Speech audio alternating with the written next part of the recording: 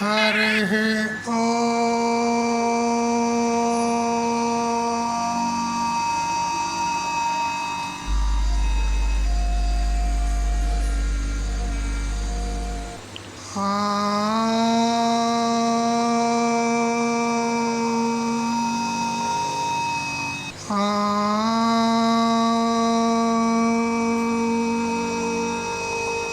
कृष्णं कमलपत्राक्षं पुण्यश्रवणकीर्तनं वासुदेवं जगद्योनिं नौमि नारायणं हरिं शङ्करं शङ्कराचार्यं केशवं बादरायणं सूत्रभाष्यकृतौ वन्दे भगवन्तौ पुनः पुनः। ईश्वरो गुरुरात्मेति मूर्तिभेदविभागिने व्योमवद्व्याप्तदेहाय दक्षिणामूर्तये नमः। युक्ताहारविहाराय विविक्तस्थलवासिने मलयाळयतीन्द्राय ब्रह्मनिष्ठाय ते नमः। गीता भागवताद्वैत तत्त्वामृतस्वरूपिणे गण्डीक्षेत्रनिवासाय रामकृष्णाय ते नमः।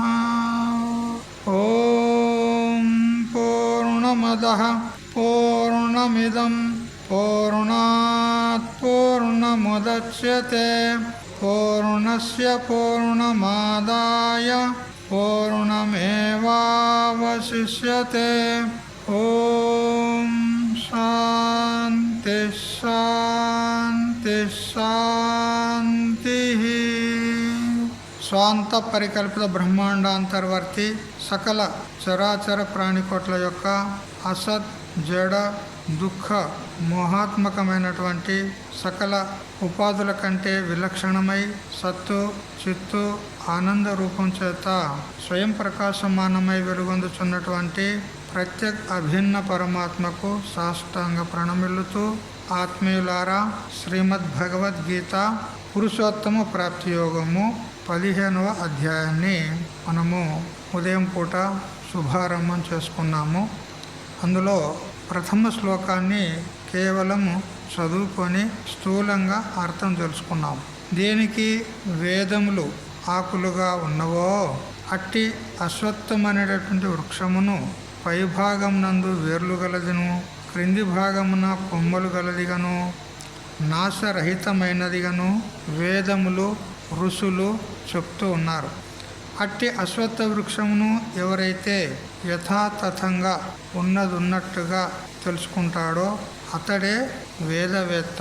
వేదముల యొక్క అభిప్రాయాన్ని యథాతథంగా తెలుసుకున్నవాడు అవుతాడు.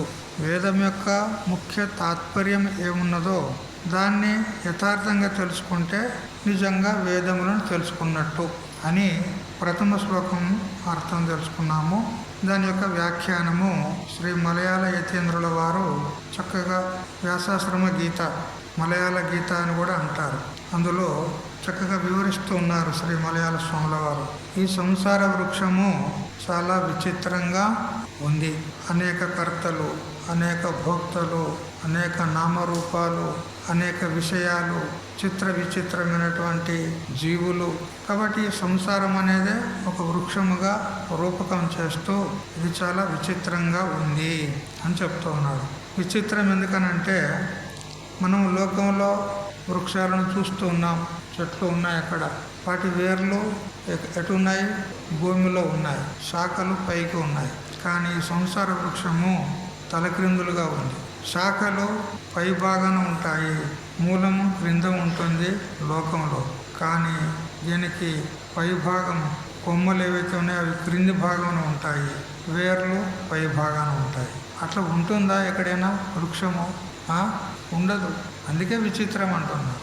చూడండి, ఇవి వేర్లు వెంట్రుకలు పైకి ఉన్నాయా కిందికి ఉన్నాయా? పైకే ఉన్నాయి కదా. కాళ్ళు చేతులు కిందికి ఉన్నాయి, వేర్లు పైకి ఉన్నాయి, అట్లే ఉన్నది, అంతా ఉల్టా ఉన్నది మనకు. ఈ సత్యము ఎవరైతే తెలుసుకుంటారో వాళ్ళే వేద సారాన్ని తెలుసుకున్నటువంటి వారు ఋషులు అనబడతారు. ఇదే మాయ యొక్క మహిమ అంటాడు. అంటే ఉన్నదాన్ని ఉన్నట్టుగా చూపెట్టకుండా విపరీతంగా చూపెట్టేదే మాయ. వాస్తవంగా ఉన్నదేంది? ఒకే ఒక పరబ్రహ్మతత్వం. పరబ్రహ్మ కంటే రెండో వస్తువు లేదు. ఏకం ఏవ అద్వితీయం బ్రహ్మ. ఒక బ్రహ్మ తప్ప రెండో వస్తువు లేదు.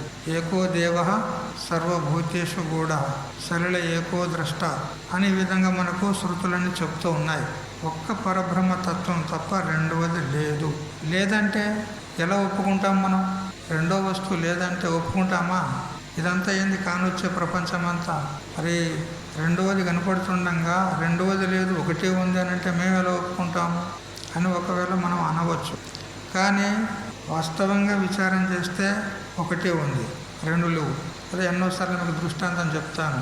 ఇప్పుడు అక్కడ చిత్రపటం ఉంది, అక్కడ దేవానంద స్వామి, చిదానంద స్వామి, విష్ణుదేవానంద స్వామి ఫోటోలు అక్కడ ఉన్నాయి. పైన బ్రహ్మ విష్ణు మహేశ్వరులా గీయబడ్డాయి కదా. ఇప్పుడు మనకు అక్కడ ఎంతోమంది కనపడుతున్నారు, 6 కనపడుతున్నారు మనకు అక్కడ. ఆ చిత్రంలో 6 మంది కనపడుతున్నారు, బ్రహ్మ విష్ణు మహేశ్వరులు, మరి కింద స్వాముల వారు. 6 ఫోటోలు 6 కనపడుతున్నారు. నిజంగా 6 మంది ఉన్నారు అక్కడ. ఉన్నది ఒకటే పటం. మరి అవన్నీ ఏంటి? ఒక చిత్రకారుడు కల్పన చేసి ఆడ గీసినాడు, అంతేగాని అది సత్యం కాదు. సత్యం ఏంది? పటం, ఆ వస్త్రం, లేదా అదొక కాగితం కావచ్చు. అదా ఉన్నది మాత్రం ఒకటే, కానీ కనపడుతుంది అనేకం. చూసారా? మరి వాస్తవంగా ఏమని చెప్పాలి? వాస్తవంగా ఒక్కటే, కానీ భ్రాంతి చేత అనేకంగా కనపడుతుంది అంతే. అనేక అద్దాలను గోడకు అమర్చమని ఎదురుగా నిలబడితే ఎంతమంది కనపడతాం? మనం ఒక్కలమే. ఎన్ని అద్దాలు ఉంటే అన్ని ప్రతిబింబాలు కనపడతాయి. కానీ అంతమంది ఉన్నాము మనం ఇక్కడ, ఒక్కలమే ఉన్నాం. అదేవిధంగా ఈ నామరూపాలన్నీ కూడా మనకు కనపడుతున్నాయి. మనుషులు, పశువు, పక్షి, క్రిమి, కీటక, చెట్టు, చేమ, లత, గురుమలు ఎన్నో కనపడుతున్నాయి. కానీ ఇవన్నీ కల్పితములు, వాస్తవములు కావు. ఇవన్నీ కూడా ఒక దశ లోపల లయమైపోతున్నాయి. కానీ ఆ ఒక్కటి ఏదైతే ఉందో అది లయం కావడం లేదు, అది మాత్రం ఉంటుంది. ఈ దృశ్యాలన్నీ మాయమైపోతున్నాయి, కానీ దృక్కు అంటే తెలుసుకునేవాడు, చూసేవాడు మాయమవుతున్నాడా? వాడు లేకుండా పోతున్నాడా? అతడు ఉంటున్నాడు. గాఢ నిద్రలో ఇప్పుడు మీరు వెళ్ళి నిద్ర పోతారుగా. గాఢ నిద్ర అంటిన తర్వాత అప్పుడు ఏది కనిపించదు మనకు. ఈ దేవానంద స్వామి ఆశ్రమం కనపడది, మనం ఉన్న రూమ్ కనపడది, మనం పడుకున్న పడక కనపడది, మన శరీరం కూడా కనపడదు. ఏదీ లేదు. ఇంకా బాహ్య ప్రపంచం అయితే అసలే లేదు. ఏమీ లేకున్నా కానీ ఆ ఏమీ లేని ఆ శూన్యాన్ని కూడా ప్రకాశించినటువంటి నువ్వు ఉన్నావా లేదా? నాకు ఏమీ తెలియకుండా పడుకున్నాను అంటావు. ఏమీ తెలియకుండా పడుకున్నాను అనేటువంటి వాడు ఉన్నాడా లేదా? నువ్వు ఉన్నావని లేచిన తర్వాత చెప్తున్నావు. నువ్వు ఉన్నావు, కానీ ప్రపంచం లేదు. అప్పుడు మళ్ళీ లేవంగానే మళ్ళంతా కనపడతాను ప్రపంచం. అంటే ఒకప్పుడు కనపడుతుంది, ఒకప్పుడు లేకుండా పోతుంది. కానీ నువ్వు ప్రపంచం కనిపెట్టేటప్పుడు ఉన్నావు, ప్రపంచము కనిపించినప్పుడు నువ్వు ఉన్నావు, ప్రపంచం కనపడినప్పుడు కూడా నువ్వు ఉన్నావు. నువ్వు మాత్రం ఎప్పుడు ఉంటున్నావు, ప్రపంచం మాత్రం ఒకప్పుడు ఉంటుంది, ఒకప్పుడు లేకుండా పోతుంది. మరి ఇది సత్యమా, అది సత్యమా? ఏది సత్యం? ఏది సత్యం చెప్పు. ప్రపంచమే సత్యమా? ప్రపంచాన్ని తెలుసుకునే మనం సత్యం. అదొకపరి కనపడుతుంది, ఒకపరి కనపడకుండా పోతుంది. అది సత్యం కాదు, మనమే సత్యం. తెలిసిందా? అది తెలుసుకోవడానికే ఇంత ఈ వ్యాసంగం అంతా కదా. ఈ ఉపనిషత్తులు, బ్రహ్మసూత్రాలు, భగవద్గీత, ఈ సత్సంగాలు, ఇవన్నీ కార్యక్రమాలు ఎందుకు చేస్తున్నాము అంటే అది మన స్వరూపం. వాస్తవంగా దాన్ని తెలుసుకోవడానికి మనము సత్సంగం చేస్తున్నాం. కాబట్టి సత్యం తెలిసినట్లయితే ఏదీ లేదు, ఉన్నది ఒకటే. అయితే ఉన్నది ఒక రకంగా ఉంటే మరొక రకంగా తెలుసుకుంటున్నాము. ఏ విధంగా? మనము ఒక చెరువు గట్టు మీద నుంచి వెళ్ళిపోతున్నాం అనుకోండి. చెరువు గట్టు మీద నుంచి పోతున్నప్పుడు ఉదయం పూటనో లేదా మధ్యాహ్నం పూటనో పోయినప్పుడు మనము ఆ గట్టు మీద నడుస్తూ ఉన్నప్పుడు నీళ్ళల్లో చూడండి, ఆ చెరువు నీటిలో చూడండి మీ ప్రతిబింబాన్ని. ఎలా కనపడుతుంది? మీరు గట్టు మీద నడుస్తున్నప్పుడు ఆ నీటిలో మీ ప్రతిబింబాన్ని చూడండి, ఎలా కనపడుతుంది? నడిచినట్టే ఎట్లా ఇంకా మీకు తెలుస్తలేదు. మన కాళ్ళు పైకి ఉంటాయి, తలకాయ కిందికి ఉంటుంది. అదేనా లేదా? చూసారా?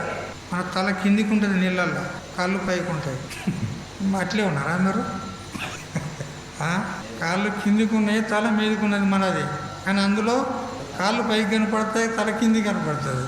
చూడు, ఉల్టా విపరీతంగా కనపడుతుందా లేదా? ఉన్నది ఒక రకంగా ఉంటే మరొక రకంగా కనపడుతుంది. చూసారా? లేదా వృక్షాలు ఉన్నాయనుకో, ఆ గట్టు పైన పెద్ద పెద్ద వృక్షాలు ఉన్నాయనుకో, అవి కూడా తలక్రిందులుగా కనపడతాయి.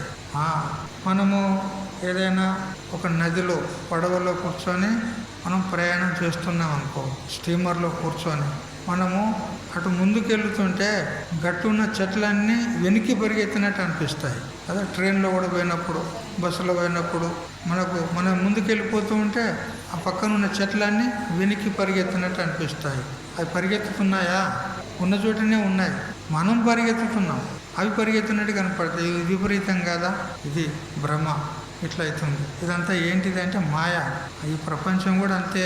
ఇది లేదు కానీ ఉన్నట్టు చూపెడుతుంది మాయ. అలాగున్నా ఇప్పుడు చూడు, మేము సోలాపూర్ నుంచి కొత్తపేటకు వచ్చాము. మాకు ఆ రూమ్లో ఉంచారు. నాకు రోజు ఏమనిపిస్తుంది అంటే తూర్పు ఇటువైపు ఉన్నట్టుగా అనిపిస్తుంది నాకు. కానీ తూర్పు ఇటు ఉన్నది. తూర్పు ఇటు ఉన్నది. నాకు అనిపిస్తుంది ఇటువైపే ఉన్నది అనిపిస్తుంది నాకు. ఎప్పటికి భ్రమ అవుతుంది. దిగ్భ్రమ అంటారు దీనికి. ఏం భ్రమ? దిగ్భ్రమ అంటే దిక్కులు విపరీతంగా కనపడతాయి. తూర్పు ఉంటే పనవడ అనిపిస్తుంది, పనమట ఉంటే తూర్పు అనిపిస్తుంది. ఇప్పుడు నాకు అట్లే అనిపిస్తుంది. ఎన్ని రోజులే, 3 నెలలు అయిపోయింది, నాకు ఇంకా భ్రమ వదలేదు. ఇటే తూర్పు ఉన్నది అనిపిస్తుంది, ఇటు పనమట అనిపిస్తుంది. కానీ వాస్తవంగా ఇటే తూర్పు, ఇటే పనమట. ఇది దిగ్భ్రమ అంటారు. ఇట్లా ఈ విధంగా పరమాత్మ సచ్చిదానంద రూపుడే ఉన్నాడు, ఒకడే ఉన్నాడు, అనేకం లేడు, ప్రపంచం కూడా లేదు వాస్తవంగా పారమార్థిక దృష్టితో, కానీ ఉన్నట్టు కనపడుతుంది. ఇదే బ్రహ్మ. దీనికి కారణం ఎవరంటే మాయ. అయితే ఈ మాయను గురించి వర్ణన చేస్తూ శ్రీ పతంజలి భగవాన్ తన యొక్క యోగ శాస్త్రంలో ఒక సూత్రాన్ని రచన చేసినాడు. ఏమని అంటే అనిత్య అశుచి దుఃఖ అనాత్మసు నిత్య శుచి సుఖాత్మఖ్యాతి అవిద్య అని ఒక సూత్రం రాశాడు. అవిద్య ఎట్లా ఉంటుంది అంటే విపరీతంగా చూపెట్టేది అవిద్య. ఏ విధంగా? అనిత్యమైన వాటి యందు నిత్యత్వ భ్రమను కలుగజేస్తాయి. అనిత్యమైనటువంటి ఆకాశాదులు ఉన్నాయి కానీ ఇవే సత్యము అని అనుకుంటున్నాం. అశుచి అయినటువంటి దేహాదులు ఉన్నాయి కానీ ఇవే శుచిగా ఉన్నాయి అని అనుకుంటున్నాం. మరియు దుఃఖరూపమైనటువంటి ఇంద్రియాలు మరియు విషయాలు ఉన్నాయి కానీ వాటి అందే సుఖబుద్ధిని పెట్టుకుంటున్నాం మనం. మరియు దేహాదులు అనాత్మ ఉంటే వాటి యందు ఆత్మబుద్ధిని పెట్టుకుంటున్నాం. చూడు, ఇది విపరీతం. దీనికి అవిద్య అంటారు. దేహాది అశుచి వస్తువులలో శుచి బుద్ధి, అనిత్య వస్తువుల్లో నిత్య బుద్ధి. ఏ ఆకాశాదులు అనిత్యం ఉన్నాయి, ప్రళయకాలంలో నాశనమైపోతాయి, ఎప్పుడు ఉండేటివి కావు ఇవి. ఈ ప్రపంచం కూడా ఎప్పుడు ఉండదు, మహాప్రళయంలో లీనమైపోతుంది. ఇది అనిత్యం ఉన్నది. అయినా కానీ మనకు నిత్యత్వ భ్రాంతి అవుతుంది. ఎందుకంటే మన తాతలు ఉండిపోయినారు, మన ముత్తాతలు ఉండిపోయినారు, మన తండ్రులు ఉండినారు. వీళ్ళందరూ ఉన్నప్పుడు కూడా ఇదే ప్రపంచం ఉన్నది. ఇప్పుడు కూడా గదే కనపడుతుంది. మరి ఇది అనిత్యం అంటే ఎట్లా ఒప్పుకుంటాం మేము? ఇది నిత్యమే, ఇది సత్యమే అంటాం. అనిత్యం అంటే ఒప్పుకోము. ఇంతకుముందుకు యుగ యుగాల నుంచి కూడా ఈ ప్రపంచం అట్లే ఉంది కదా. కృతయుగం, త్రేతాయుగం, ద్వాపర యుగం పోయింది, ఇప్పుడు కలియుగం. అప్పటి నుంచి కూడా ఈ ప్రపంచం అట్లే ఉంది. ఇది అనిత్యం అంటే మేము ఎట్లా ఒప్పుకుంటాము? ఇది నిత్యమే అని అంటాం. ఇదే అవిద్య అంటారు. కానీ వాస్తవంగా విచారం చేస్తే ఇది కూడా మహాప్రళయంలో పోతాయి. ఇట్లాంటి 4 యుగాలు ఎన్నో పోయినాయి, మహాప్రళయాలు ఎన్నో అయిపోయినాయి. ఈ సృష్టిని రచన చేసినటువంటి బ్రహ్మదేవులు కూడా ఎంతోమంది పోయినరు కదా. మనకు ప్రైమ్ మినిస్టర్ మారుతారా లేదా? 5 ఏళ్ళకు ఒకసారి ప్రైమ్ మినిస్టర్, ప్రధానమంత్రి దేశానికి 5 ఏళ్ళకు ఒకసారి మారుతాడా లేదా? మారుతాడు. మళ్ళీ ఎలక్షన్లు అయితే కదా. అట్లా ఇట్లాంటి బ్రహ్మదేవులు కూడా ఎంతోమంది మారిపోయినారు. మళ్ళీ ఎలక్షన్లు అయితే బ్రహ్మదేవుని కోసం కదా. ఇది ఈ విధంగానే ఉంటుంది. ఇది ఎప్పుడు మారేదే ఉంది, ఎప్పుడు స్థిరమైంది కాదు. ఇట్లాంటి బ్రహ్మ, విష్ణు, మహేశ్వరులు కూడా ఎంతోమంది పోయారు. ఈ మహాసృష్టిలో ఎంతోమంది బ్రహ్మ, విష్ణు, మహేశ్వరులు పోయారంటారు. విచార సాగరంలో 2వ పద్యంలో ఉంది అన్నమాట. అబ్ది అపార స్వరూపు మమ లహరి విష్ణు మహేష్ విధిరవి చంద వరుణ యమ శక్తి ధనేశ గణేష్. మొట్టమొదటి విచార సాగరంలో 2వ పద్యం. నా స్వరూపము సముద్రములాగా అపారమై ఉంది. అటువంటి అపారమైన నా స్వరూపంలో ఈ బ్రహ్మ విష్ణు మహేశ్వరుడు రుద్రుడు దేవి గణపతి యముడు వీళ్ళందరూ కూడా సముద్రములో అలల మాదిరిగా ఇట్లా వస్తూ ఉన్నారు పోతూ ఉన్నారు, వస్తూ ఉన్నారు పోతూ ఉన్నారు. ఇట్లాంటి యములు ఈ సూర్యుడు మరియు దేవి గణపతి బ్రహ్మ విష్ణు వీళ్ళంతా ఎంతోమంది ఇదివరకు ఎందుకు వచ్చిపోయినారు అంటారు. వాళ్ళు కూడా సత్యం కాదు. బ్రహ్మ విష్ణు రుద్రాదులు కూడా సత్యం కాదు. ఈ రామకృష్ణాదులు కూడా సత్యం కాదు. ఇటువంటి రాములు 32 మంది వెళ్ళిపోయారంటారు. యోగ వాసిష్టంలో వస్తుంది. ఇటువంటి రాములు ఎంతోమంది అవతారానికి వచ్చిపోయారు. ఇప్పుడు మొన్న వచ్చినటువంటి రాముడు అయోధ్య రాముడు. ఇట్లాంటి రాములు కూడా ఎంతోమంది పోయారు. కృష్ణుడు కూడా ఎంతోమంది పోయారు. వ్యాసులు కూడా 32 మంది పోయారు. ఇంకా ఎంతోమంది వచ్చేవాళ్ళు ఉన్నారని చెప్పినాడు యోగ వాసిష్టంలో. మరి ఎవరు సత్యము చెప్పండి? బ్రహ్మ విష్ణు రుద్రాదులే సత్యం కాదంటే ఇక మన శరీరం సత్యమా చెప్పండి? ఈ ప్రపంచం సత్యమా చెప్పండి? కాదు. ఉన్నది ఒకటే వస్తువు. కానీ అవిద్య చేత అనిత్యమైనటువంటి వస్తువులను నిత్యముగా మనం భావిస్తున్నాం. దీనికి అవిద్య అంటారు. మరియు దేహాదులు ఏవైతే ఉన్నాయో ఇవి అశుచి ఉన్నాయి. ఈ శరీరంలో శోభనమైనటువంటి వస్తువు ఏదైనా ఉందేమో చూపెట్టండి. సుందరమైనటువంటి శుచిర్భూతమైనటువంటి శోభనమైనటువంటి వస్తువు శరీరంలో ఏదైనా ఒకటి ఉందా చెప్పండి? ఏదైనా ఒక పార్ట్ తీసి చూపెట్టండి. ఇది అందంగా ఉంది, ఇది శుచిగా ఉంది అని చెప్పండి. ఏదైనా ఒక పార్ట్ శరీరంలో కన్ను ముక్కు నోరు చెవి కాలు చెయ్యి ఏదన్నా ఒకటి ఇలా ఇది అందంగా ఉంది, ఇది శుచిర్భూతంగా ఉంది అని చెప్పండి. చూపెట్టండి. ఉందా? ఏదన్నా ఒక పదార్థం ఈ శరీరంతో సంబంధపడి ఉన్నంత వరకు దీనికి విలువ. శరీరం నుంచి పృథక్గా అయిందనుకో, వేరైందనుకో, దీనికి ఏమైనా విలువ ఉంటుందా? ఏం విలువ ఉండదు. ఇలా శుచి అనేది ఏమీ లేదు. ఒక రాజు ఒక మంత్రి ఉన్నారు. రాజు అన్నప్పుడు మంత్రి ఉంటాడే కదా. అయితే మంత్రికి ఒక కుమార్తె ఉంది, రాజుకు ఒక కుమారుడు ఉన్నాడు. ఇద్దరు కూడా యుక్త వయస్సులో ఉన్నారు. కానీ ఆ మంత్రి కుమార్తె ఈ రాజు కుమారుడు వారు పుట్టి నుంచి ఇంతవరకు ఒకరికొకరు చూసుకున్నది లేదు. అయితే ఒకసారి ఆ రాజకుమారుడు ఏదో నిమిత్తం చేత ఆ మంత్రి గారి ఇంటి వద్ద నుండి అలా వెళ్తూ ఉన్నాడు. అంతలో మంత్రి గారి కుమార్తె స్నానం చేసి ఆ మేడ మీద ఉండి ఆ కురులు ఎండించుకుంటుంది. వెంట్రుకలు ఎండకు పెడతారు కదా, స్నానం చేసి కాసేపు ఎండాలని. ఆ విధంగా ఆ మంత్రి గారి కుమార్తె ఆ వెంట్రుకలను ఆరేసుకుందనమాట. ఆమెను చూశాడు ఈ రాజకుమారుడు చూసేసరికి ఆయనకు ఆమె ఎలా కనిపించిందంటే అతిలోక సుందరి రంభ ఊర్వశి మేనక తిలోత్తములు ఏ విధంగా దేవగణికలు ఉంటారో అట్లా ఈమె చాలా అందంగా కనిపించేసరికి అతని యొక్క మనస్సు ఆమెకు అంకితమైపోయింది. ఇక ఆమె నుండి మనసు వెనక్కి రావడంలే. అలా చూసిపోయాడు. కొంచెంసేపు చూశాడు. ఇక ఆయన వేరే పని మీద వెళ్ళిపోయాడు కాబట్టి ఆయన ముందుకు వెళ్ళిపోయాడు. ఇక మళ్ళీ తిరిగి వచ్చేసరికి అక్కడే నిలబడి ఉంటుంది ఆ అమ్మాయి. ఆమె మళ్ళీ లోనికి వెళ్ళిపోయింది. ఆమె కనపడలేదు. మళ్ళీ తెల్లారిపోయినాడు, కనపడతలేదు. మళ్ళీ మరో రోజు పోయినాడు, కనపడతలేడు. ఇక అతనికి దిగులు వచ్చింది. ఇక రోగం సురువైంది అనుకోరాదు. మరి ఎవరికి? రాజకుమారునికి. ఏం రోగం? ప్రేమ రోగం అంటారు దానికి కదా. ప్రేమ రోగం అనేది సురువైంది. ఇక తిండి తింటలేడు ఆ రాజకుమారుడు. అలా పరధ్యానంలో ఉంటున్నాడు. ఆ కళ్ళు మూస్తే ఆమె కనపడుతుంది, కళ్ళు తెరిస్తే ఆమె కనపడుతుంది. మొత్తం ఆ రాజకుమార్తెనే కనపడుతుంది. ఇక తిండి తింటలేడు, మాట్లాడతలేడు, ఎవరితోని చురుగ్గా ఉండలేడు. ఈ విధంగా ఉండేసరికి ఇక ఈ సంగతి రాజుకు తెలిసింది. రాజుకి ఏమని తెలిసిందంటే ఆ అమ్మాయిని చూసినప్పటి నుంచి ఇతని యొక్క మనసు స్థిమితం లేదు, అతడు పూర్తిగా ఇదైపోతున్నాడు అని తెలిసిన తర్వాత ఆ రాజు మంత్రి గారిని పిలిచాడు. మంత్రి గారిని పిలిచి, చూడు మీ అమ్మాయిని చూసిన నుంచి మా అబ్బాయికి స్మృతి తప్పిపోయింది, వాడు శుద్ధిలో ఉండలేడు, అన్నం తింటలేడు, ఏం లేదు, మరి దీని పరిష్కారం ఏమిటి అని మంత్రి గారిని అడిగాను. అడిగితే సరే మీ అభిప్రాయం చెప్పారు కదా, మరి నేను కూడా అమ్మాయి అభిప్రాయం తెలుసుకుంటా, అమ్మాయి అభిప్రాయం తెలుసుకున్న తర్వాత చెప్తా అని మంత్రి గారు తన కుమార్తె దగ్గరికి వెళ్ళి, అమ్మ మొన్న ఆ రాజకుమారుడు మిమ్మల్ని చూశాడంట, చూసినప్పటి నుంచి అతడు తిండి తినడం లేదు, పరధ్యానంలో ఉంటున్నాడు, ఉదాసీనంగా ఉంటున్నాడు, ఇట్లా పరిస్థితి అయిపోయింది, మరి మీ అభిప్రాయం ఏమిటమ్మా అన్నాడు. అంటే దానికేమన్నా, మీరు అతన్ని 2 రోజుల తర్వాత రమ్మనండి, నేను అతనితో మాట్లాడతాను, 2 రోజుల తర్వాత అతనికి మన ఇంటికి పిలిపించండి, నేను అతనితో మాట్లాడతాను. కానీ నువ్వేం చెయ్యి, ఒక 10-20 కుండలు తెప్పి, కుండలు తెప్పించి పెట్టు, మంచి పట్టు వస్త్రాలు తెప్పించి పెట్టు, మరి కొన్ని జులాబ్ గోళీలు అంటారు కదా, ఏమంటారు, మనకు కడుపు సాఫ్ చేయడానికి గోళీలు వేసుకుంటారు కదా, కడుపు మలబద్ధకంగా ఉంటే కొన్ని మాత్రలు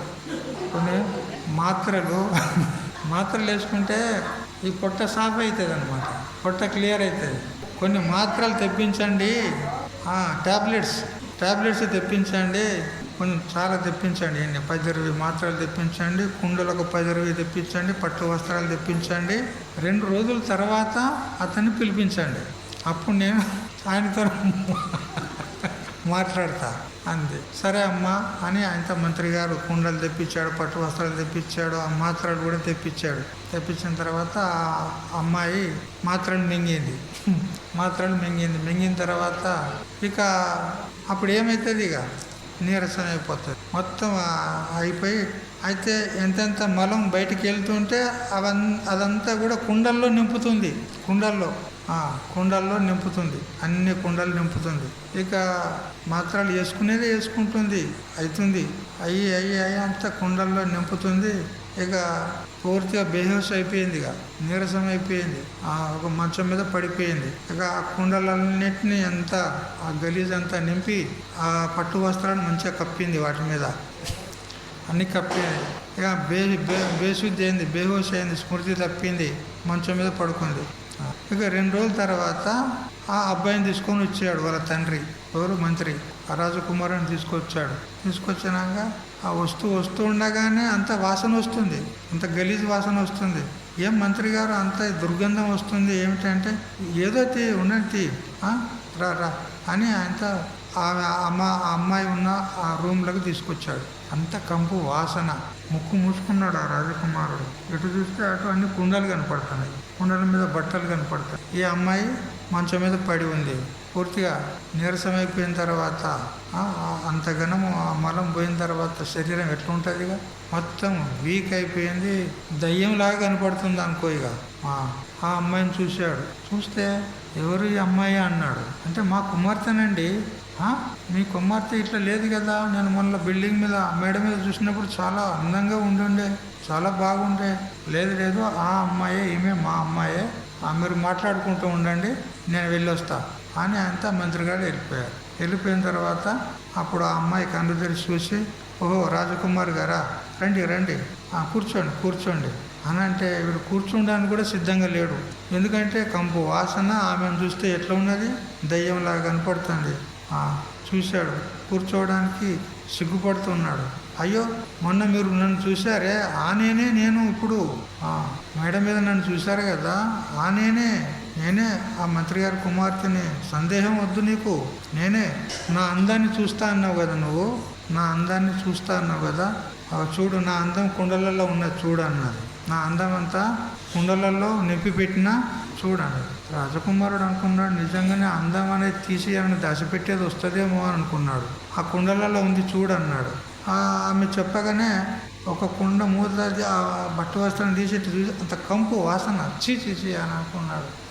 మూతి మూసుకున్నాడు, వచ్చాడు. అప్పుడు ఆ మంత్రి గారి కుమార్తె అంటది, చూడు నా అందాన్ని నువ్వు ప్రేమించినట్లయితే ఆ కుండలలో ఉంది, నువ్వు నన్నే ప్రేమించినట్లయితే నీ ఎదురుగా నేనున్నా, మరి నీకు ఏది కావాలో చూసుకో. నన్నే నువ్వు నిజంగా ప్రేమిస్తే నీ ఎదురుగా ఉన్నాను నేను కావాలా నీకు, నా అందం కావాలా, నా అందం అక్కడ ఉంది చూసుకో అని ఆమె చెప్పేసరికి వెంటనే ఆ రాజకుమారునికి వెంటనే విరక్తి కలిగింది. చాచా ఈ శరీరం యొక్క స్వభావమే ఇట్లా ఉంటుంది.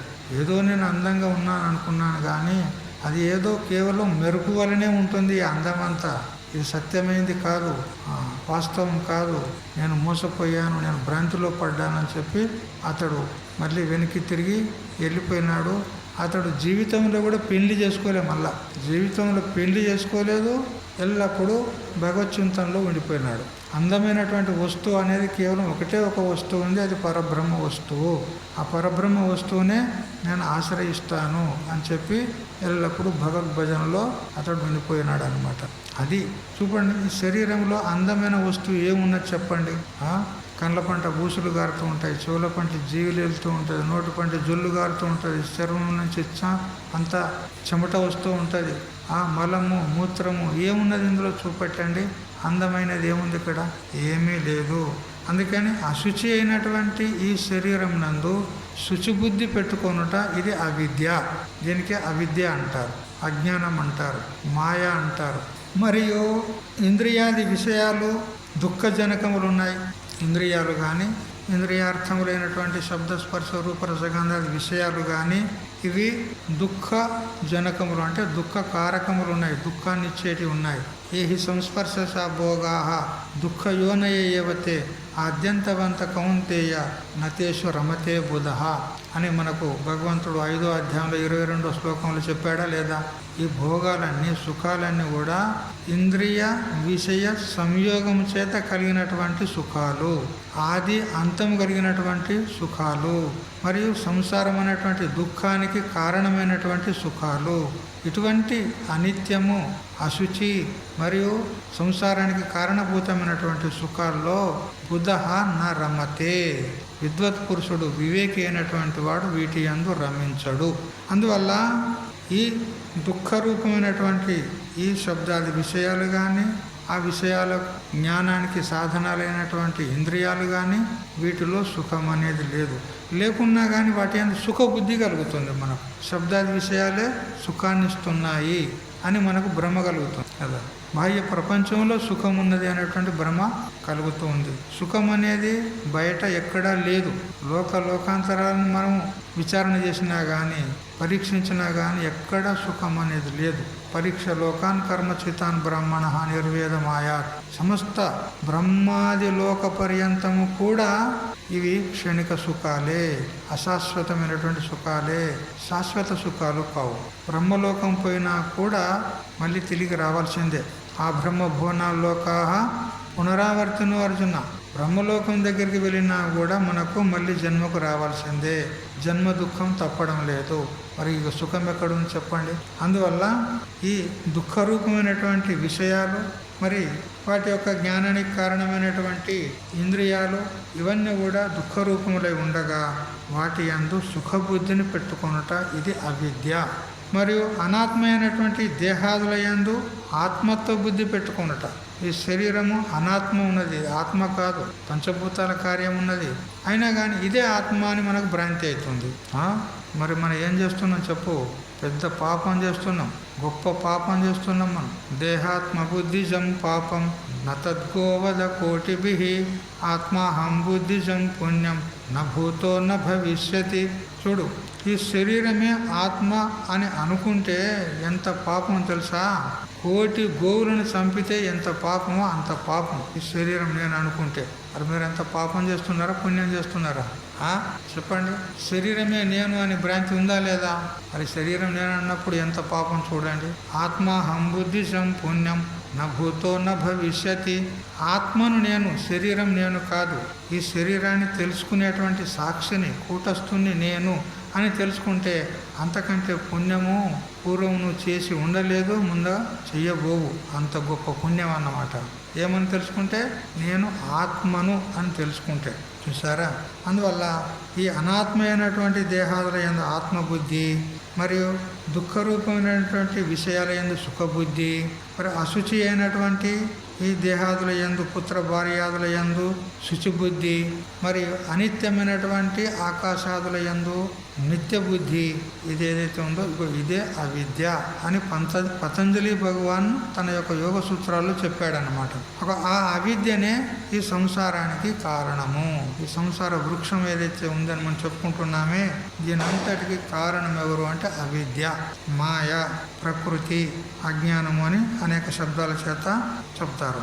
రోగాదులచే అరుచి పొందిన నాలుక గలవానికి ఎంత మంచి వస్తువు ఇచ్చినా కానీ రుచి లేకనే ఉండు కదా. రోగం వచ్చింది, జ్వరం బాగా వచ్చింది అనుకో, అతనికి నువ్వు ఎంత మంచి రుచికరమైన పదార్థాన్ని ఇస్తే కూడా అతనికి అది రుచించదు, చేదుగానే ఉంటుంది. చూడు, విపరీత బుద్ధి కలిగిందా లేదా ఆ రోగం అనేటువంటి దోషం చేత.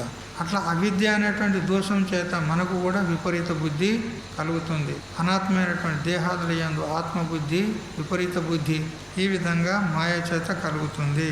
మరి ఎవరికైనా త్రాచుపాము కరిచిందనుకోండి, విషం శరీరం అంతా వ్యాపించింది, అతనికి వేపాకు తినబెడతారు. వేపాకు అతనికి ఎలా అనిపిస్తుంది? వేపాకు తీయగా అనిపిస్తుంది. అది ఉండేది ఎట్లా? చేదు. చూడు, ఉన్నది ఒక రకంగా ఉంటే ఇంకో రకంగా అనిపిస్తుంది. అట్లా అంటే చెప్పే తాత్పర్యం ఏంటంటే అవిద్య చేత మనకు భ్రమైంది, భ్రాంతి కలుగుతున్నది. అసలు స్వరూపాన్ని మర్చిపోతున్నాము, ఉన్నదాన్ని లేదనుకుంటున్నాము, లేని దాన్ని ఉన్నదనుకుంటున్నాము, లేని ప్రపంచమే ఉన్నదనుకుంటున్నాము, ఉన్న ఆత్మను లేదనుకుంటున్నాం. ఈ శరీరమే ఆత్మ అనుకుంటున్నాం, అసలు ఆత్మను మర్చిపోయాం. వాస్తవమైన ఆత్మ ఏది? దీనికంటే విలక్షణంగా దీనికి సాక్షి. ఆ సాక్షిని మర్చిపోయాము, దేహమే ఆత్మ అనుకో. ఇదే మోహము, దీనికి అవిద్య, అజ్ఞానము అంటారు. ఇక్కడ ఊర్ధ్వమూల మదశాఖ అని మనకు శ్లోకాన్ని ప్రారంభించారు గీతాచార్యులు. అయితే ఈ సంసార వృక్షం గురించి భగవంతుడు చెప్పింది ఏదైతే ఉన్నదో ఇది నిజము అంటాడు. అంటే దీనికి మొదలేమో పైకి ఉంది, శాఖలేమో కిందికి ఉన్నాయి అని భగవంతుడు చెప్పేది ఇది నిజమే అంటాడు. ఎందుకు? ఈ ప్రపంచమే అట్లా ఉన్నది. ఈ ప్రపంచానికి మూల కారణము వాస్తవంగా పరబ్రహ్మ, అతడు పైకి ఉన్నాడు. ఇక శాఖలు అంటే ఈ జీవులని, ఈ దేహాలని, ఈ ప్రపంచమని, పిండ బ్రహ్మాండాలని, ఇవన్నీ కూడా కిందికి ఉన్నాయి. ఇవన్నీ కింది లోకాలు. ఈ పంచభూతముల యొక్క సృష్టి ఏ విధంగా అయింది చూడు. ఇప్పుడు ఇది ఉల్టా ఉన్నది. ఇవర్ సంసార వృక్షం కింది తలక్రిందులుగా ఉంది. సంసార వృక్షం అంటే వేర్లు పైకున్నాయి, మూలం పైకుంది, శాఖలు కిందికున్నాయి. ఏ విధంగా ఎలా చెప్పగలుగుతున్నారు అంటే ప్రమాణం ఇచ్చి చెప్తున్నాడు ఇక్కడ. ఎందుకంటే తస్మాత్ శాస్త్రం ప్రమాణంతే కార్యకార్య వ్యవస్థితం. ఏ విషయం చెప్పినా దానికి ప్రమాణం అంటూ ఉండాలి.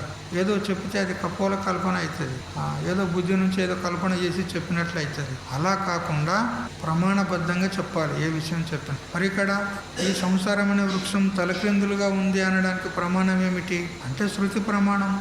తీసుకో, తైత్తరీయ ఉపనిషత్తు చెప్తుంది, తస్మాద్ వాయే తస్మాదాత్మన ఆకాశ సంభూత ఆకాశాద్ వాయు వాయోరగ్ని అగ్నిరాప అద్భయ పృథివీ పృథివ్యా ఓషధయ ఓషధిభ్యో అన్నం అన్నాద్ రస రసాద్ వీర్యం శుక్రశోణిత సంయోగాద్ ఆవర్తతే గర్భ అని అంత దూరం చెప్పింది.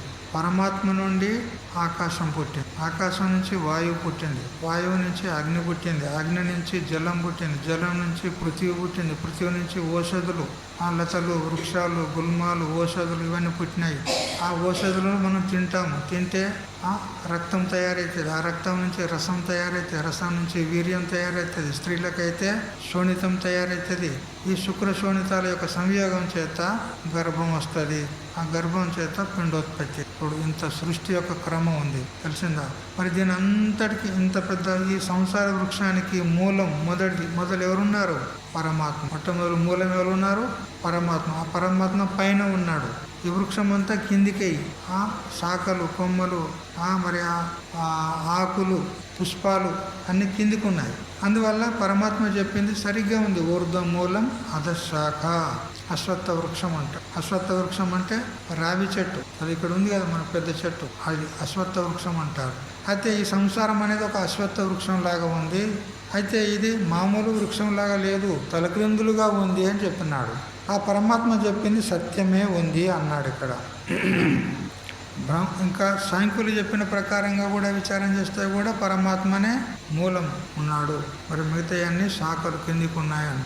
బ్రహ్మణోరవ్యక్తః అవ్యక్తాద్ మహతః మహతోరహంకారः అహంకారాత్ పంచతన్మాత్రాణి పంచతన్మాత్రేభ్యో పంచమహాభూతాని పంచమహాభూతేభ్యోరఖిలం జగత్ అని త్రిశికి బ్రాహ్మణోపనిషత్తు చెప్తుంది మనకు. ఇది సాంఖ్యులు చెప్పేటువంటి పద్ధతి.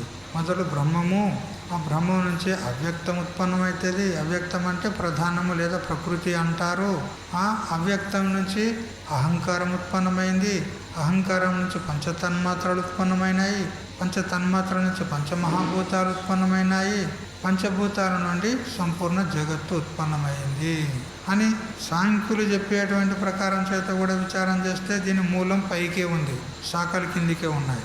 ఈ విధంగా లేక అధోలోకం మరొక ప్రకారంగా విచారం చేస్తే మనకు 14 లోకాలు ఉన్నాయని పురాణాలు చెప్తాయి. కింద అతలం, వితలం, సుతలం, మహాతలం, రసాతలం, పాతాళం అనే విధంగా 7 లోకాలు, కింది లోకాలు ఉంటాయి. పైన భూలోకం, భూవర్లోకం, స్వర్లోకం, జనలోకం, మహాలోకం, తపోలోకం, సత్యలోకం అని సత్యలోక పర్యంతం 7 లోకాలు పైన ఉన్నాయంటారు.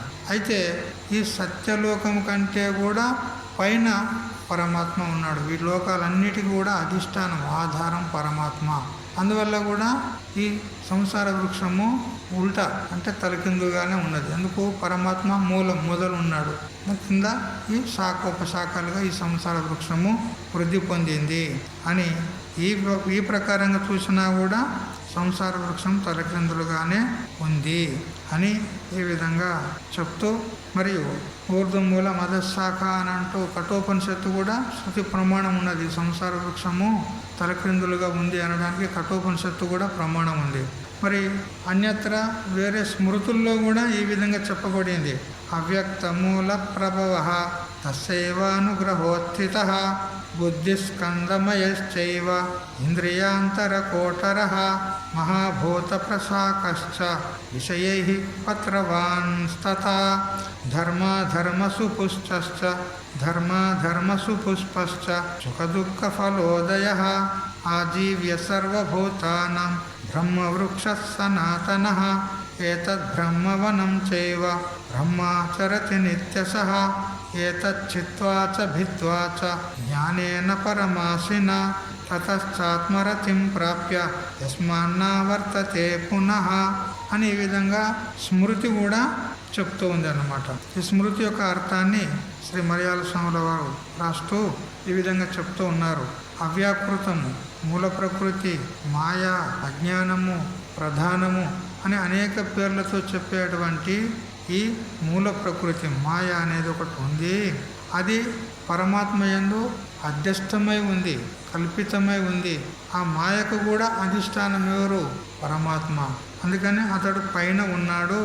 ఇక మాయ అనేటువంటి వేరు నుండి ఈ జగత్ అంతా ఉత్పన్నమైంది. ఈ సంసార వృక్షము ఉత్పన్నమైంది. ఈ మాయ అనేది గట్టిది కాబట్టి ఈ సంసార వృక్షం దృఢంగా ఉంది అంటాడు. ఎందుకంటే మాయనే ప్రబలంగా ఉంది. ఆ మాయ ప్రబలంగా ఉన్నది కాబట్టి సంసార వృక్షం కూడా గట్టిగా దృఢంగా ఉంది. ఎందుకంటే మనకు అనాది కాలం నుంచి ఎన్నో జన్మల నుంచి, కోటాను జన్మల నుంచి ఈ ప్రపంచం ఉంది, ఈ ప్రపంచం సత్యం ఉన్నది అనేటువంటి భ్రాంతి మనకు కలిగింది. మరి ఎంత గట్టిగా భ్రాంతి అయింది అని అంటే ఎవరు చెప్పినా వినడానికి సిద్ధంగా లేము. మనం ప్రపంచమే సత్యం అనేటువంటి బుద్ధిని తొలగదీసుకొని పరమాత్మయే సత్యం అనేటువంటి నిశ్చయంలోనికి మనకు రావడం లేదు. ఎంతోమంది మహాత్ములు బోధిస్తూ ఉన్నారు, ఎన్నో శాస్త్రాలు బోధిస్తున్నాయి. అయినా కానీ మనము ఈ ప్రపంచం మిథ్య అని నిశ్చయం చేసుకోవడానికి తయారుగా లేము. మీరు ఒప్పుకుంటారా? ఈ ప్రపంచం మిథ్య అంటే మీరు ఒప్పుకుంటారా? ఒప్పుకుంటారని అడుగుతున్నా కాబట్టి ఎట్లా ఇక స్వామి అడుగుతుండే కదా, ఇక ఒప్పుకుంటామని అనాలి అని తలకాయ ఊపుతారు. కానీ నిజంగా చెప్పుకుంటారు లోపల నుంచి, ప్రపంచం మిథ్య అని గట్టిగా చెప్పగలరా? అయిందా గట్టిగా నిశ్చయము? కానీ కొంతమందికి నిశ్చయం అయితలేదు. ఎంత చెప్పినా కానీ ఇంకా భ్రాంతి పోతలేదు. ఇంకా భార్య, బిడ్డలు, సంసారము, ఇంకా ఏమో చేయాలి అనుకుంటున్నారు. అట్లనా? చూసారా? అది కాబట్టి మనకు మహాత్ములు చెప్తూనే ఉన్నారు, కానీ ఇక దృఢ నిశ్చయం అయితలేదు. ఎందుకైతే లేదంటే ఆ మాయ అంత ప్రబలంగా ఉంది. ఆ మాయ ప్రబలంగా ఉన్నందువలన మహాత్ములు చెప్పే విషయాలను మనం గట్టిగా నమ్ముకోలేకపోతున్నాం, సత్యమని విశ్వసించలేకపోతున్నాం. కానీ శాస్త్రం చెప్పిందే సత్యం, మనం చూసేదే అసత్యం, మనకు కనపడేదే అసత్యం, కనపడందే సత్యం. బుద్ధి అనేది బోధగలదియో. ఈ సంసార వృక్షానికి ఇప్పుడు మనం ఏదైనా మొక్కను నాటిన తర్వాత దానికి చుట్టూ కట్టలాగా కడతాం, ఆ మొక్కకు చుట్టూ కట్ట వేస్తాం. ఎందుకు? నీళ్లు నిలవడానికి కదా. ఆ నీళ్లు బోధె అంటారు, దానికి చుట్టూ కట్టే ఏదైతే దానికి బోధె అంటారు. ఈ బుద్ధి అనేది బోధలాగా ఉంది. అయితే లోకంలో చెట్లకు నాను నుండి కొమ్మలు పెరుగుతున్నట్లు ఈ బుద్ధి నుండి సమస్త వికారాలు పుడుతూ ఉన్నాయి. కాబట్టి ఈ బుద్ధి బోధగా చెప్పబడింది. మరి శ్రోత్ర ఇంద్రియాది రంధ్రములే తొర్రలు. చెట్టుకు తొర్రలు కూడా ఉంటాయి కొన్ని చోట్ల. ఇక్కడ ఈ సంసార వృక్షానికి తొర్రలు ఏవి అంటే ఇవే తొర్రలు. ఈ తొర్రలు కాదా ఇవన్నీ ఇవన్నీ తొర్రలు అన్నమాట. రంధ్రాలు. సంసార వృక్షానికి ఈ ఇంద్రియాలంటే రంధ్రాలు, తొర్రలు. పృథివీ ఆది పంచభూతములే పెద్ద కొమ్మలు. పృథివీ ఆది పంచభూతాలునే కదా, ఆకాశం, వాయువు, అగ్ని, జలము, పృథివీ. ఈ పంచభూతాలు ఏవైతే ఉన్నాయో ఈ సంసార వృక్షానికి పెద్ద శాఖలు, దొడ్డుగా ఉండే శాఖలు. మళ్ళీ చిన్న శాఖలు కూడా ఉంటాయి. శబ్దాది విషయాలే ఆకులు. ఈ సంసార వృక్షానికి శబ్ద, స్పర్శ, రూప, రస, గంధ అనేటువంటి విషయాలు ఇవి ఆకులుగా ఉన్నాయి. మరి ధర్మాధర్మాలు అంటే పుణ్యపాపాలు అనేటువంటి పుష్పాలు. ఈ చెట్టుకు పుణ్యపాపాలను పుష్పాలు పూస్తాయి. మరి సుఖ దుఃఖాలు అనేటువంటి ఫలాలు. సంసార వృక్షం యొక్క ఫలాలు ఏవి? సుఖము, దుఃఖము. జీవునికి సుఖ దుఃఖాలు ఇస్తుంది ఈ ప్రపంచం, ఇది సంసార వృక్షం. మరి ఈ వృక్షము పక్షులకు ఏ విధంగా ఆధారమై ఉంటుందో, ఒక పెద్ద వృక్షం పైన అనేక వృక్షాలు వచ్చి చేరుకుంటాయి. ఆ అనేక వృక్షాలకు ఆధారం ఆ వృక్షమే, అనేక పక్షులకు ఆధారం ఆ వృక్షమైంది. అదేవిధంగా ఈ సంసార వృక్షంలో కూడా అనేక రకాల జీవులు ఉన్నారు. పశు, పక్షి, మనుషులు, దేవ, గంధర్వ మరియు రాక్షసులు, అనేకమైనటువంటి జీవులు ఈ సంసార వృక్షాన్ని ఆశ్రయించుకొని ఉన్నారు. జీవనాధారమైంది సకల ప్రాణులకు. చిరకాలమునకు బ్రహ్మజ్ఞానం కలిగిన పిమ్మట ఇది పోతుంది. చూడు, అనేక జన్మలు పుడుతూ చస్తూ రాగా ఏ జన్మలో కొన్ని పుణ్యాలు చేసుకుంటే ఆ పుణ్యాలన్నీ కూడా ఒక దగ్గర సంచయం అయ్యి మనకు ఒక మనుష్య జన్మను ఇచ్చిందనమాట. ఈ మనుష్య జన్మను పొందిన తర్వాత మనం సద్గురువు సత్శాస్త్రాన్ని ఆశ్రయించి బ్రహ్మజ్ఞానాన్ని కనుక పొందినట్లయితే ఈ సంసార వృక్షము మొదలంట నరికివేయబడుతుంది, వేర్లతో సహితంగా పిగిలివేయబడుతుంది అని ఇంకా విస్తారంగా దీని యొక్క వర్ణన ఉంది. ఇక్కడ సంసారం గురించి ఎంత వర్ణించినా కానీ మన బుద్ధికి సరిపోదు. హరి ఓం తత్సత్. ఓం సహనా భవతు సహనౌ భునక్తు సహ వీర్యం కరవావహై తేజస్వినావధీతమస్తు మా విద్విషావహై. ఓం శాంతి శాంతి శాంతి.